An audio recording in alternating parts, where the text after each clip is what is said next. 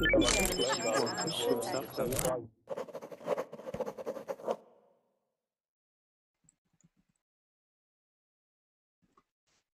Verbling! I hope you're all having an excellent day today. My name is Lauren, and this is a general speaking class about any questions that you may have. I've done these classes before, and I just open up the class for any common questions or questions that you have about maybe common expressions you've heard in movies or by other Verbling teachers. Or just really any kind of question. So if we don't have any questions, we're going to continue our conversation from yesterday, which was talking about Edward Snowden, who is the NSA informant who told the world about some US secrets. So I'm excited for this class. I can see we have 3 students here. We've got Amparo. Hello, Amparo. Hi, teacher. How are you? I'm great. How are you doing today? I'm doing well, thank you. Great, great. And welcome back as well to Andre. Hi, Andre. Hi, Lauren. How you doing? Hi. Excellent. Thanks for joining us again. Yes, it's a pleasure.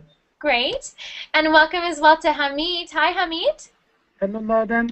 You cannot join on the time. What did you say? You cannot join the lesson on the time.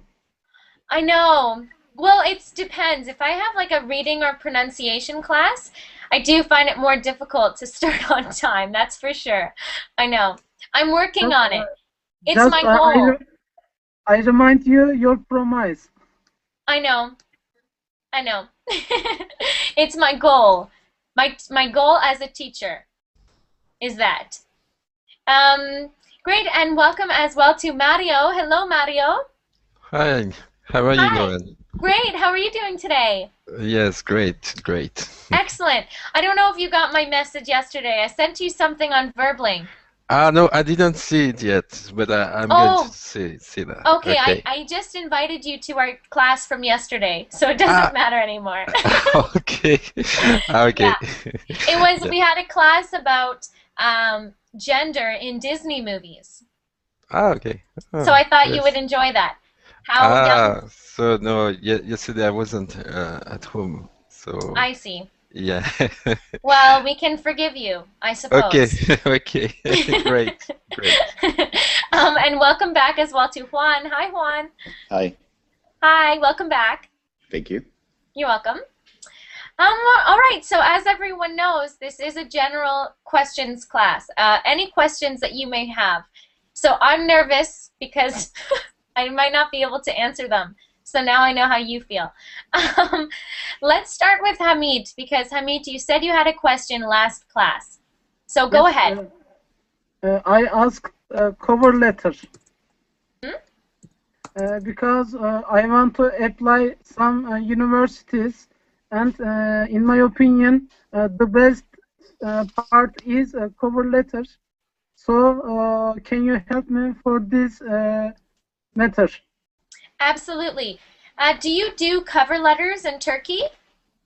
Or no? No, no. I will write in English, and I will apply the abroad universities like Canada, like Germany, etc. Great, great. Okay. And today I found somewhere from Canada.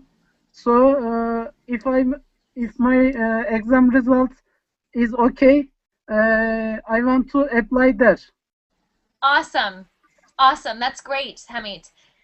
Okay, yes. So in Canada, a cover letter is actually, do you know what I mean if I say an ideology? Yes. If I say the word ideology? Yes. Okay. What I'm trying to say is that it is part of Canadian ideology about people. And Canadians value personality and personality traits as much as they value grades and marks and numbers. So when you apply to university, You're going to give your university transcript, which has all of your grades. Okay? Then you're going to give your resume, which has, let's say, everywhere you have worked, all of your experience, or whatever it is. Your cover letter is about your personality and who you are. It is not to repeat everything in your transcript. So your cover letter is about expressing who you are and why you want to be a part of this program. There's actually a structure, and I forget the exact structure, but I can send it to you. It's something like your general personality traits. So like, my name is Lauren Walters, and I am a very outgoing and organized person. I work very well in groups, and I really, my favorite thing to do is to collaborate with others, and something like this. This is about who I am, that if you look at my marks, my grades from university, you will not see my personality in that. So you explain who you are. You explain your values. I would like to come to Canada because it's very important for me to experience different cultures. Okay? Things that you will, it's like writing a personal letter to someone, to a real person who is going to read it and try to get to know you, that maybe the numbers on your transcript don't tell. And Hamid, if you'd like, I can send you my cover letters. I have like 5. Okay. And can we meet one-on-one somewhere? Can you?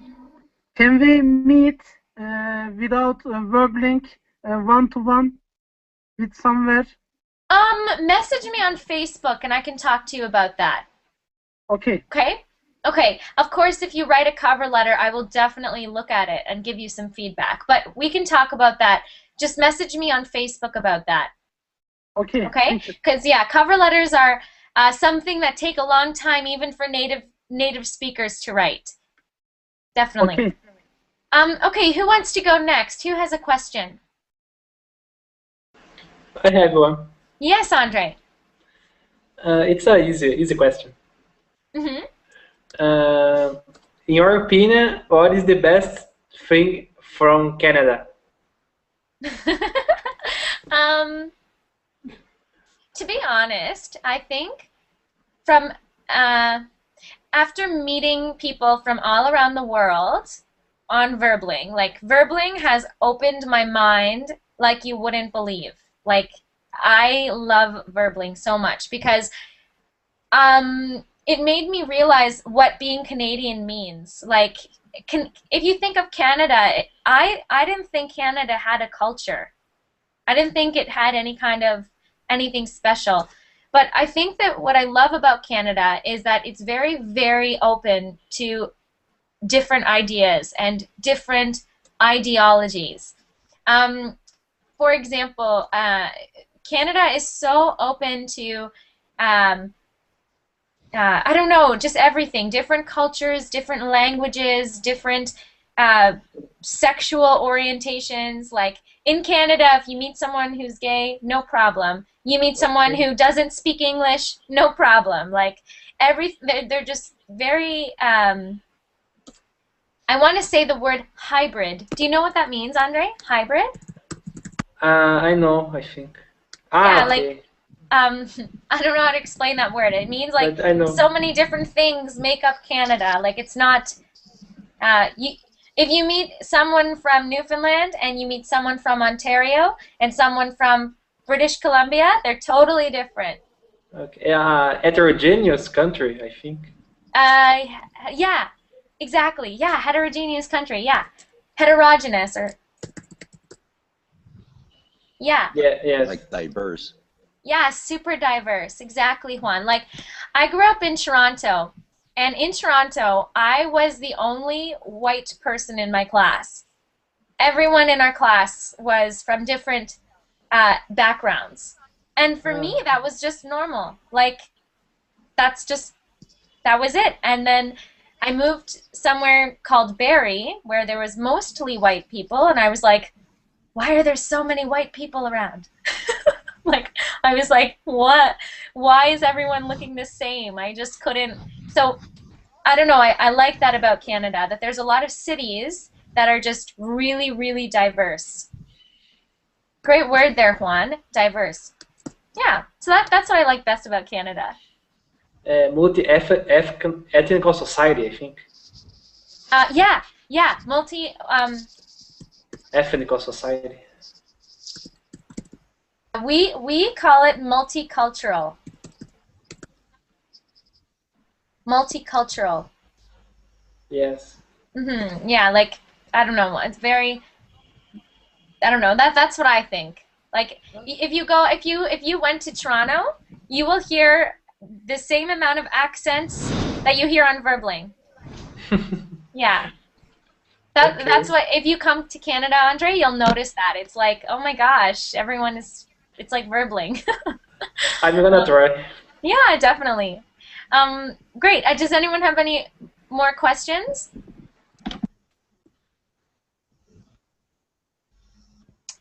If we don't have questions, we can talk about Edward Snowden. We're good? Okay, I don't want to move on unless everyone for sure. No one's being shy, right? Okay, Okay. good. I just realized that Ahmed joined as well. Hello, Ahmed. Okay. Hi, welcome. Ahmed, do you have any questions Hello. about English? Sorry, I have a problem with my connection. I know, that's okay. That's okay. Great, no problem. Okay. What about I want to ask. Oh, you know, Ahmed, I think there's a delay. There must be a delay. This means that when I speak and when you Yes, speak, yes. we I hear can a feel few that. minutes later. Yeah, but it's okay. Tell me what your question is. In a previous class, you said that sometimes we pronounce the D of the past tense verb like a T sound, like climbed it. Climbed. I want to ask climbed. I want to ask when we pronounce it as D and when as T. Great pretend it. question. Okay. I'm sending you a link. So here's a little link, but Chad, have you ever gone to Chad's classes, Ahmed? No. Okay, he has a really good class that explains the rules, and he probably does a much better job than I do. Okay. I'm sending you another link too, because that's like it. That takes an entire class or maybe 2 classes to explain fully. So I'm giving you some links here. And Okay, thanks. And Ahmed, you already messaged me on Facebook, so I'm going to send you the link to one of Chad's classes that I posted it on my wall a couple months ago, and I just think it's a really good class that explains when to pronounce it in those different ways. Okay, so I'll send that to you as well. Okay, thank you very much. You're welcome. I'm just writing it writing it down so I don't forget. My head, we have an expression we say, my head is in the clouds. Do you have this expression? Yeah, I think so.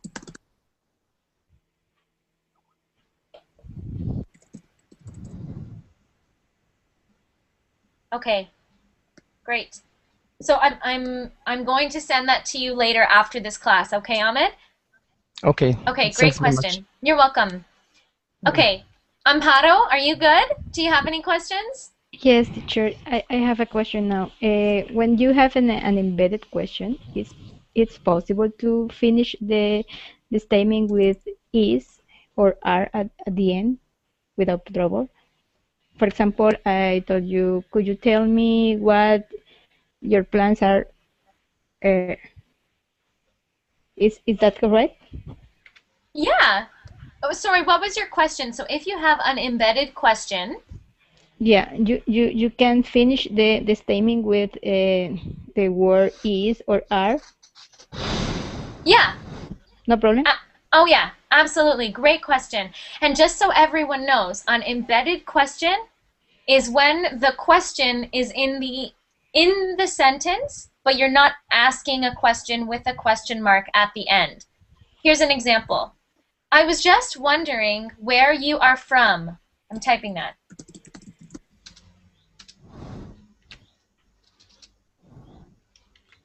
Okay, see how in the chat I put a period there, not a question mark. Because if I was asking the question, I would say, where are you from? But in the question, in this sentence, there's an embedded question. I'm still asking for a response, but the question is embedded or put into the sentence. So yeah, you can, absolutely. Okay, thanks. Yeah. I was wondering where your book is. Yeah, that's totally okay. Great question. You can end with a preposition. Okay. Or, yeah. Great. Okay, and what about Juan? Juan, do you have any questions today? No, not for That's the okay. moment. Not one that I can think of that is of important. That's okay, no problem. And what about Mario? Mario, do you have any questions right now? Or maybe one question about neither, because sometimes I'm hear people pronounce neither or either, and can you Either. both are correct like this? Yes. Okay. Yeah, both, either one. I think the correct pronunciation is neither. Okay. Neither. And same with either. Yeah. Neither, either, or neither, either. So you will hear both. Okay. So Okay. I'm used to use either. I think it's more natural for me. Okay, yeah, then do that. Yeah, absolutely. The problem is when people pronounce it ether or nether. Okay, that's where the problem is. So as long as it's E or I, either one. Yeah, okay. Yeah, Okay. great question. And Hamid, you said you have another question, sorry. Yes, my question is about how can we improve our English logic? I mean, Turkish logic or Turkish sentence structure is very different from English. We make a sentence like that, subject, object, and verb. But in English, subject, verb, and object, sometimes I cannot overcome this problem because my brain automatically turns the Turkish logic when I write something. So how can I improve? How can I improve my English logic better? Okay, first off, I'm giving you a link now in the chat that is gives you some basic sentence structure. And this is from a website, the Writing Center at University of Ottawa. So that's University of Ottawa is any Canadian university has really good resources for their students. So this is made for students. How long have you been learning English, Hamid? Many years. Mm-hmm. How many? Maybe more 10 years. But in last 3 years, I was taking in Turkey English exams. They are only grammar exams, but not our measures level English. I mean, there is sometimes these exams are very ridiculous. I mean, for example, in last exam, Same for me. some experts remove the grammar rules like that. For example, you know, if I use comma, I cannot that word. I mean, I will write. You can't what? A word? I will write. Just a moment. It is, for example, blah blah blah blah, comma, that. It is grammar mistake, isn't it? Sometimes. Let me think. I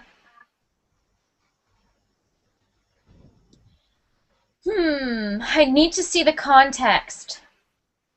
I really need to see the context.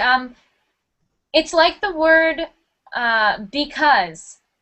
When you're learning English, they say don't start a sentence with the word because. But you can start a sentence with the word because as long as you do it correctly. So you may have learned a rule that it's always incorrect to use that after a comma. But maybe it's because when you were younger, a teacher said, don't use that after a comma. And then that's stuck in your brain. So not always. I think I need to see the context. And our experts prepare the questions only some rare topics. On rare topics, I know. See, I think that some of the topics that they have on the TESOL exam or different English exams are not fair because they're topics you would have never encountered.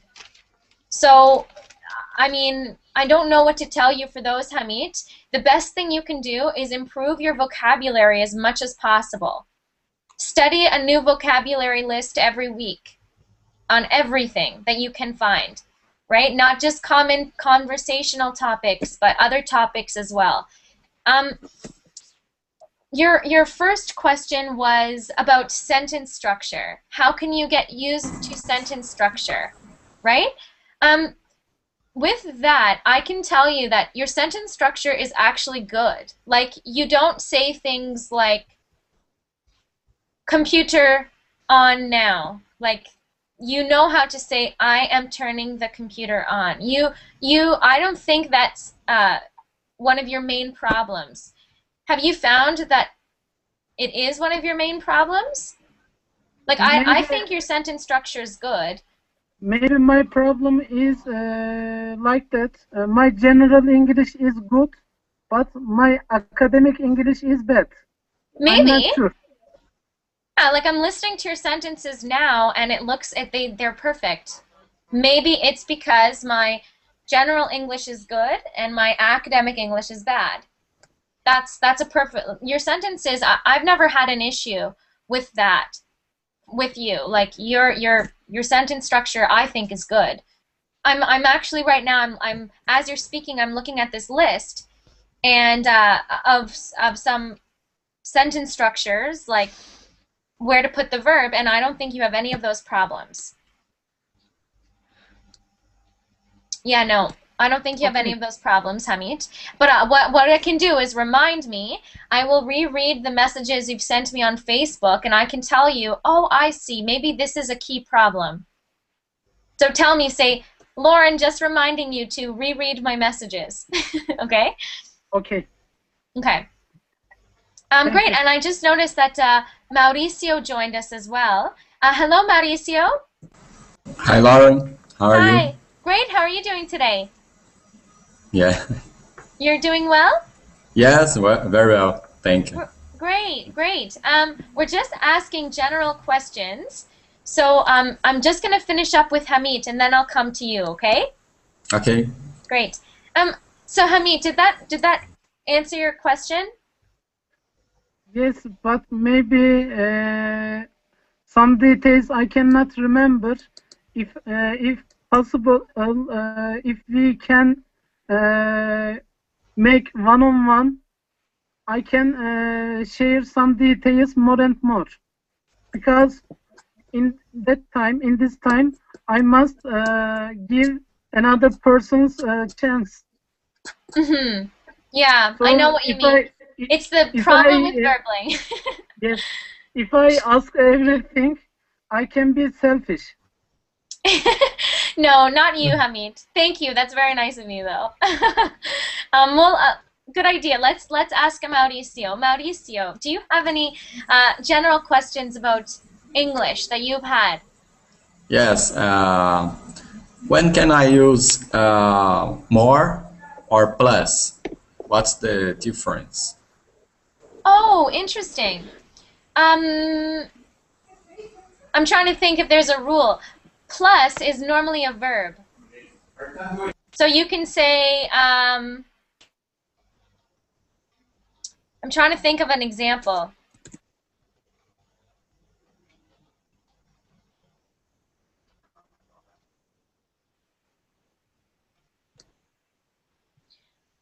Okay.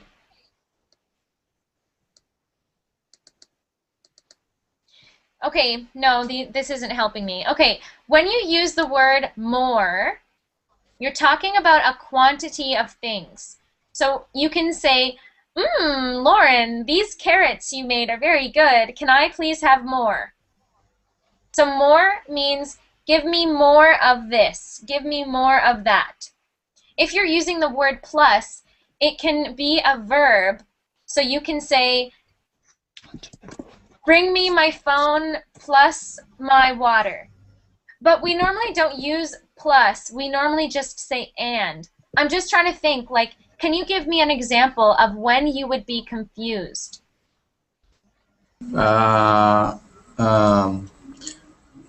I use numbers, I use plus. Yeah, For example, good. When you 2 use plus. numbers. Okay. Yeah, good. When you use numbers, you say plus. Okay. Sometimes you may have heard when someone is talking about a benefit, and they'll say, I got on Verbling, and I'm getting lessons from the Verbling teachers. But a benefit is I'm also meeting people from around the world. This is a real plus. Mm-hmm. This is a plus. When we say a plus, like a noun, we're talking about a benefit, an extra benefit. Okay. Yeah, Andre, like a compliment, like something, an extra thing. Okay, thank you. Great. Okay. Does anyone have any more questions right now? I have a question. Mm-hmm. About Hamid said, maybe, I don't know, maybe in English we can have fluency and proficiency. Mm-hmm. I think. Like two different things. Yes. Is that for what you example, I suppose yes. For example, fluency is like you said, your general English is good, but your academic English is not so good. Totally. Yeah. So what you're saying is if we've got fluency, you can have a conversation. Definitely. If you are in trouble, you can have a conversation and fix your problem. Or if you want to speak to a native speaker, you can understand them, they can understand you, you can speak with them, have a conversation. But proficiency is probably, I think you're exactly right, what Hamid was talking about. Proficiency is like when you're more of an expert. And you know English in all aspects of life, right? So you know English about food, and you know vocabulary about fish, and vocabulary about computers, and everything. You're just proficient. This means you're like an expert. I totally agree with that, Andre. Yeah, good comparison there. Thank you. You're welcome. Any more questions? Yes, teacher. What's the difference in spite and despite? So despite and In spite. Same meaning.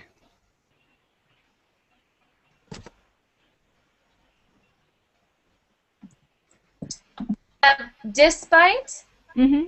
and then in spite of. Mm-hmm. Yeah, they do have the same meaning. They do have the same meaning. You can use both of them interchangeably. Interchangeably, good word. I'm pretty sure yes. So I'm just thinking of an example. I could say, I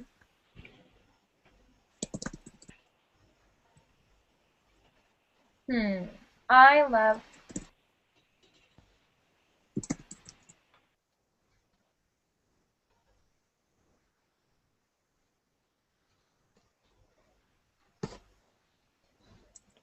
or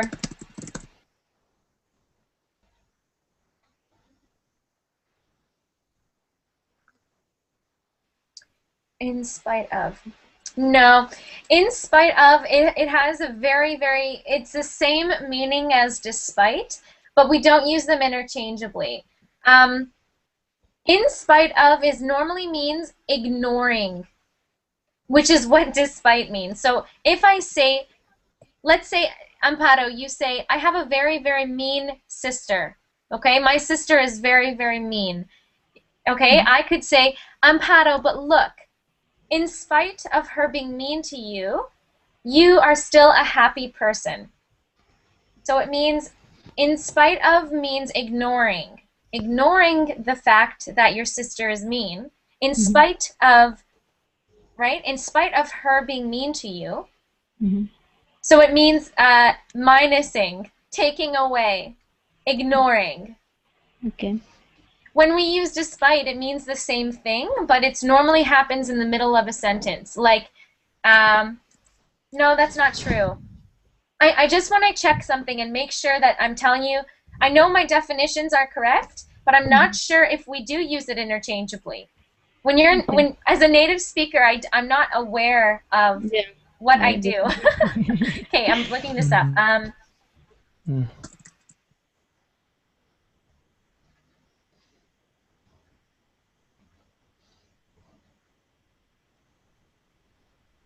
Despite. Okay, so I'm just gonna share my screen here, just so that we're all reading the same thing. So this is if you want to buy a razor.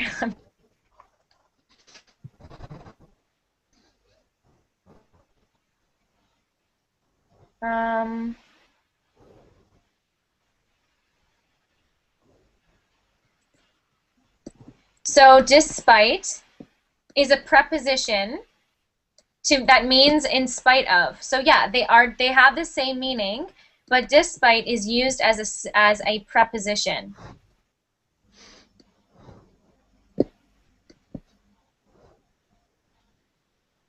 The AP style guide prefers despite of. See, this is what I imagined. This is the exact problem I thought we'd run into. You get places, do you see this word prefers? You get different contexts of English. For example, academic English versus non-academic English, where one prefers in spite of and the other prefers despite. Was anyone in my class where we talked about using who when you were talking about which when it is not a person? Was anyone in that? Me. Yeah, and oh my gosh, do you remember, Andre? Yes. What happened? It was very I don't remember, but the people in general Everyone was getting adapt. angry. Yes. Yeah, it was difficult because some people say yes. Use who for which. This isn't what we're talking about right now, but here's an example. Yes, you can use who for which. But I said, no, you can't use who unless it's a person. Okay? So everyone was in class said, no, yes, you can. And I said, no, you can't. I've been to university. I'm an English major. I know. And then I went online and I found out that this is just a preference that my university had. Okay? So if you use the word in spite of and despite, it looks like it is a matter of preference. Okay. Do you know, have you ever heard of the Chicago Manual of Style? No. The Chicago Manual, it's what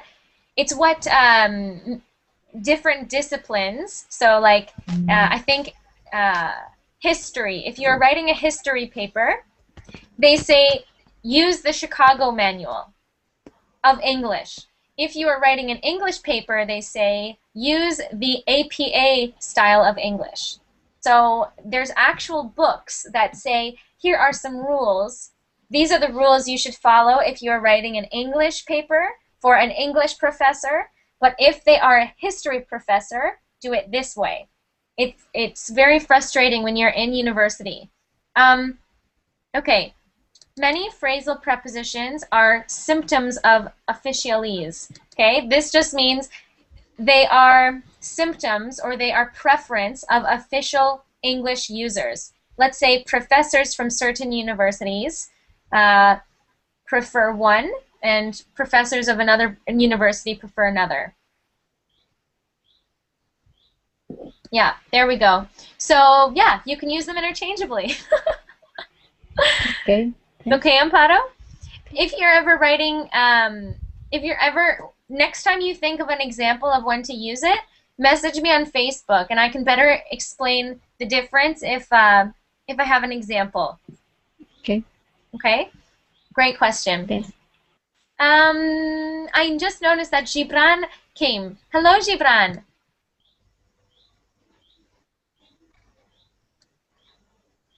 Gibran, I'm assuming you have connection problems again. Probably. Hi, Lorraine. How are you? Hi, I'm good. How are you? Are you hearing me? I am hearing you. Can you hear me? Yes, I'm hearing you. Like us. Oh no, we can you're cutting out a little bit. But Gibran, do you have any questions for us right now?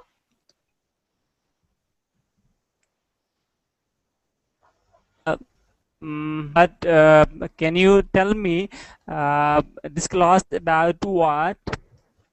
Are we reading something, or this class is... Sorry?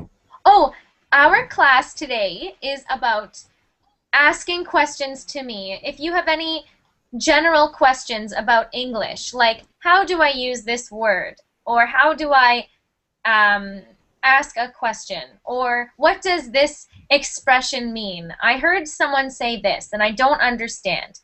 So any kind of question that you might have. But that's okay if you don't have a question now. Does anyone else have a question right now? I have one more. Yes, Hamid. How do I pick up one girl? How do you what? I will write. No, just repeat it. What did you say? I will write and repeat again. How do I pick up a girl? Okay, Yes. what does... Tell the class, what does that expression mean? To pick someone up. To find a girl for dating. Exactly. Okay? This is an expression. We say, instead of saying how find a girl to date, we say, oh, like, did you pick someone up last night? Okay. If the expression to pick someone up, that's what it means. I know you're kidding, Hamid. Okay. Does anyone have any more questions right now? We're good? Okay, that's no problem. Okay, for the rest of class, we have 15 minutes left. Let's talk about the Edward Snowden case. So we have not heard a lot from Mario. So Mario, have you heard of Edward Snowden? No, what is that? Oh, great. It's an international news story. It's about the American guy who works for a secret government organization in the United States.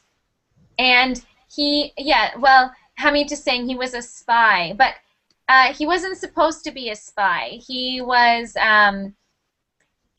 working for the NSA, which is the National Security Agency of the United States, and he found out that the government was spying on people.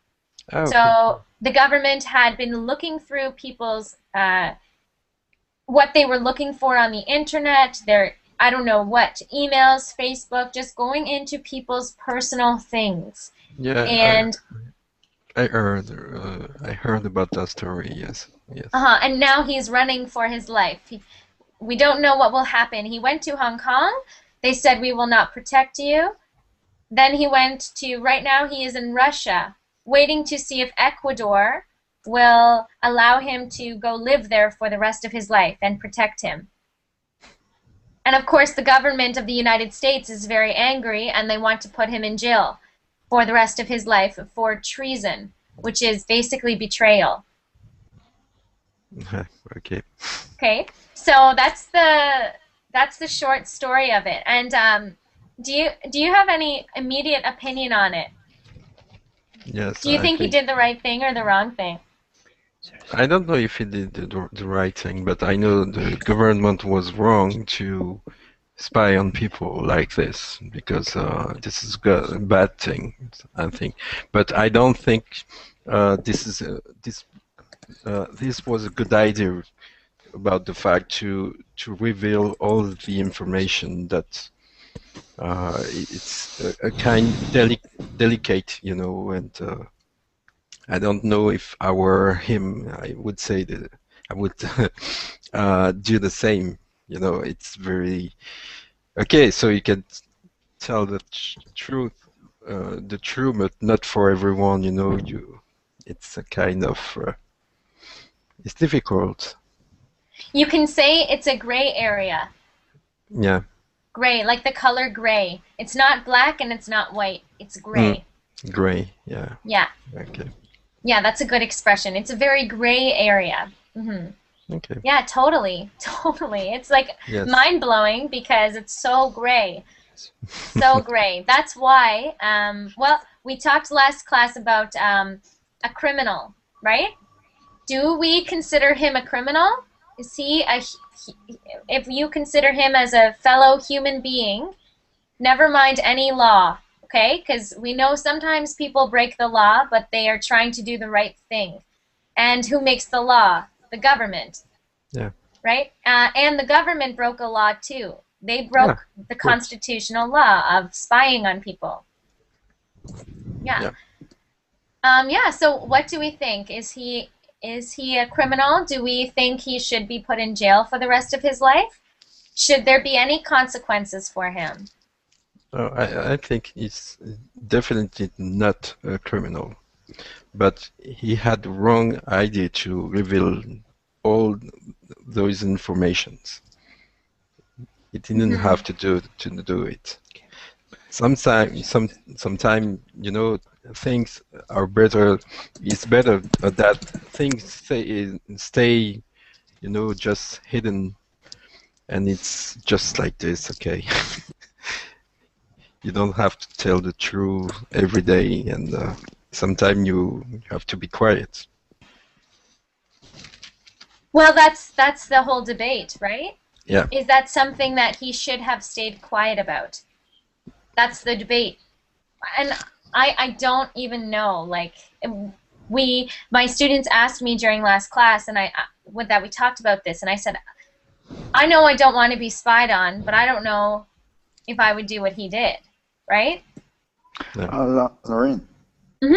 I haven't followed all the related news, but if someone knows, maybe can help. Is there any statement from him, not official, of course, that why he did it, or is he being quiet since then? Great question. Does anyone has anyone been listening or reading about this? Does anyone know what were his reasons for doing this? I remember a video on YouTube where it was expressed itself, and yes, it's kind of so he thought he has the he has to reveal those information. So because he what the government made was bad for him, and I think for everyone also. But that's it. When you work for a government, you don't have to reveal information. So I think it's not a good idea to have made this video. Mm-hmm. So yeah, Juan, he basically just said, like, I think that what they were doing was wrong. I tried to tell them, like, what are we doing here? What's going on? No one listened to me. And I thought that the people of the United States of America should make the decision. Should the government be allowed to do this? That's why he told. And that's it. And I mean, I think people believe that he thought he would get a lot more support. He thought people would be more likely to say thank you and think he was a hero. But of course, a lot of people are. But he wasn't aware of who he was betraying, because it's a job. I'm not saying I'm not and I if this is being spied right now by the government, I'm not against the U.S. or similar, but nobody is. I mean, it was kind of a joke. Yeah. Because but I mean, in general, like, it's not that people are against the U.S. government. It's just mind blowing what he did, right? Yeah, because it appears that they have a special software. The way they spy is with a software that, with different algorithms, analyzes the kind of messages, the duration. Because they said they don't listen to the recordings. They just know the hour, the number, and who did the call. But they don't look into the content. Same with email and other media. However, that was at first. Then I think they started like saying, well, but for some other kind of possible threats or persons, we may look further. And also, there was a lot of all the major companies that were cited by Snowden, like Microsoft, Google, Apple. I think those are the biggest ones named. And Facebook. They started to make public announcements on the transparency of their privacy laws for their customers, because that affects their business. And they were asking the U.S. government how much information they were allowed to reveal to the customers. So they made some public communications. Other hasn't pronounced yet.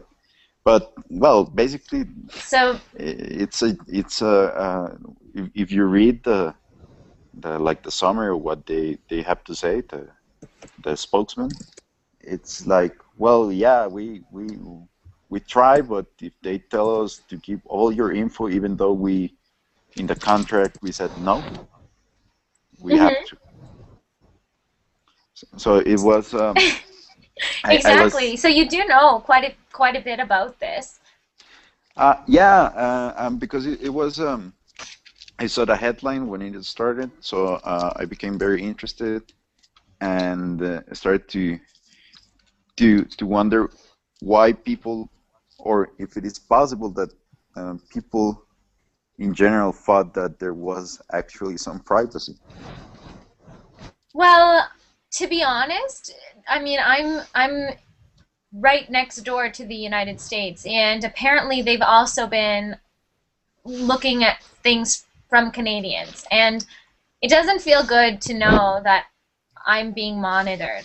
It's just this weird feeling that if someone said, you're always being watched, I would say, I don't care. But now that I know that it is happening, it's just uncomfortable. It's like, I don't know, it's just uncomfortable. Like, every internet site I go on now, I think, oh, I don't want this on my record. Like, the other day I was searching an idiom, and it went online to this gun website. for guns, like weapons. Yeah, and I thought, oh my gosh, I should close this, because if the US government sees I'm on this website, maybe it will trigger something in their computers to keep an eye on me. Yeah, that's the problem that they have, because software or machines are not perfect.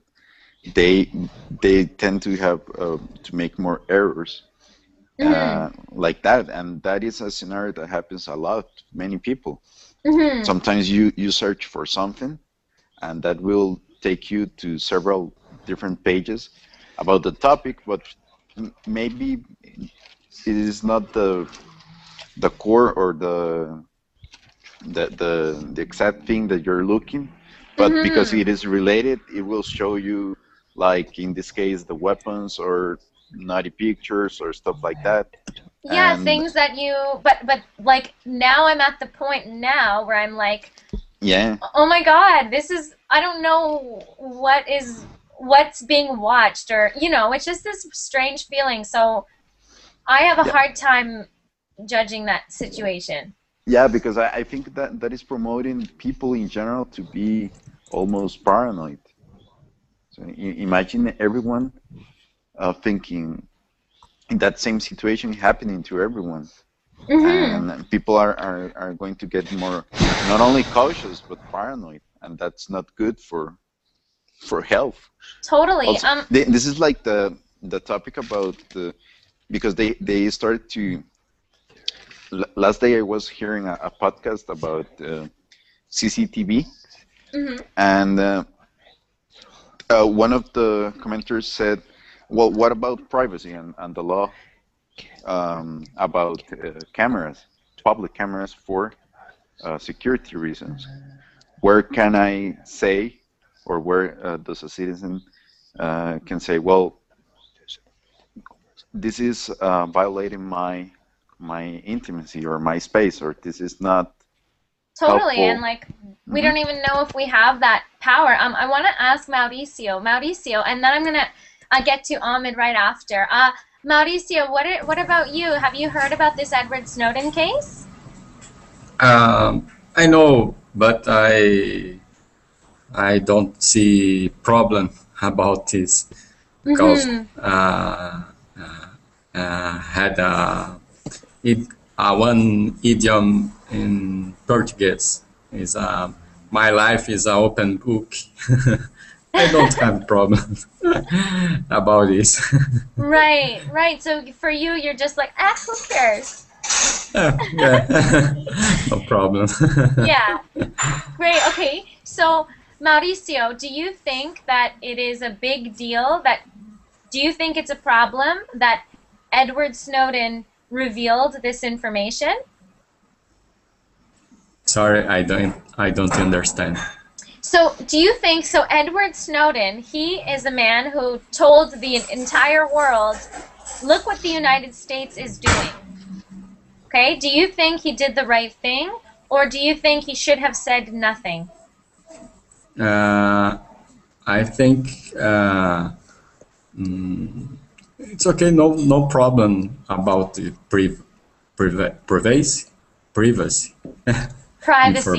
privacy information. Totally.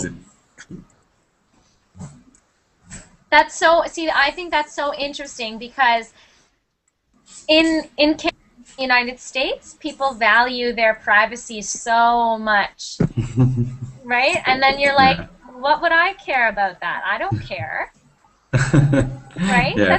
That's so interesting. Okay, I just want to quickly go to Ahmed, and if anyone needs to leave to get to another Verbling class starting now, feel free. I'm going to stay here for another couple minutes. Okay, so have a great day if you do need to leave. Okay, thank you. Okay, you're welcome, and thank you, Mauricio. Excellent speaking today.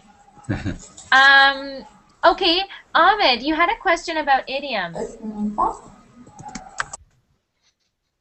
Okay. It's very large idioms in English language. The books written it. So I think it will be very hard to know them all. can you recommend us or give us on the most used idioms in conversation? So sorry, Ahmed, sometimes you were cutting out a little bit, so I heard almost every word. You Can hearing you me just well? can you repeat that one more time? You said, can you please Oh, sorry. Can you repeat that again, Ahmed? You said Can you please?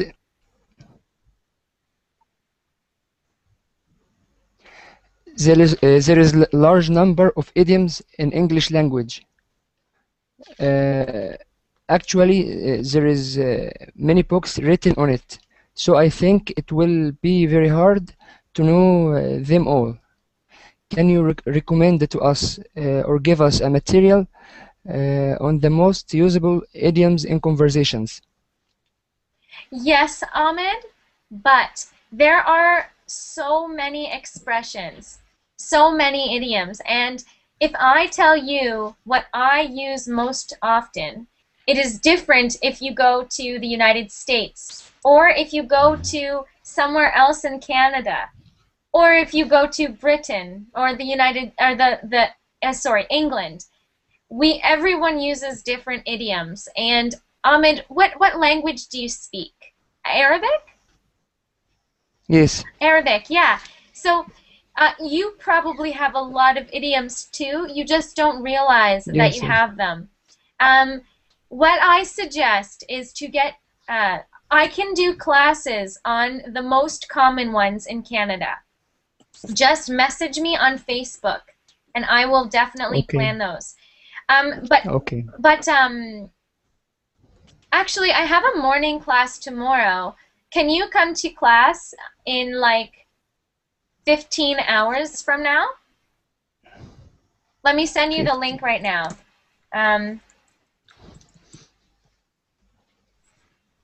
Because I can plan that for you maybe tomorrow, if you're here. Okay. If I'm not in the job, I will attend it. Okay, here it is.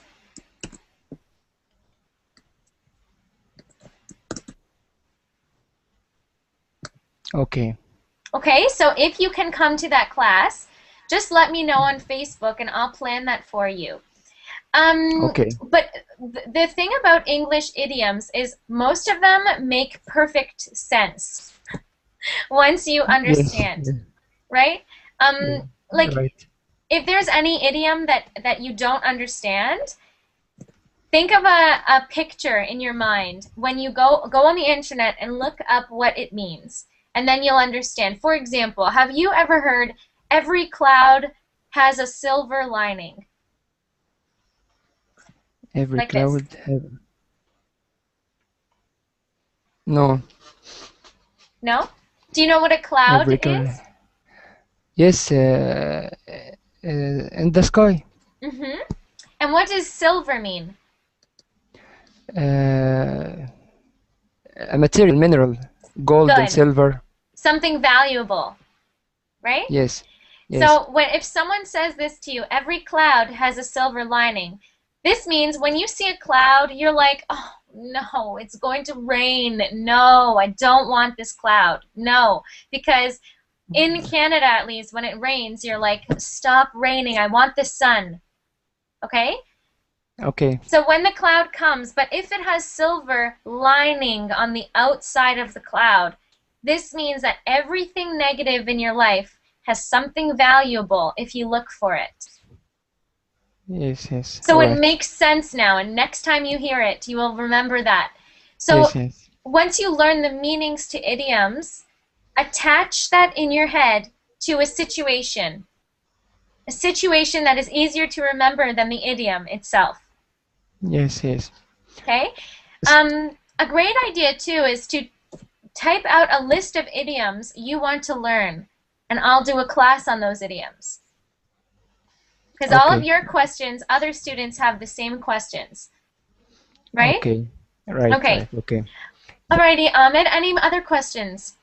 No, thank you. No, We're thank good? you very much. Excellent. you Well, very have much. a great day, and I hope to see you in more classes soon. Of course. Okay, great. Okay, Thank- bye. Bye, bye. Thank you.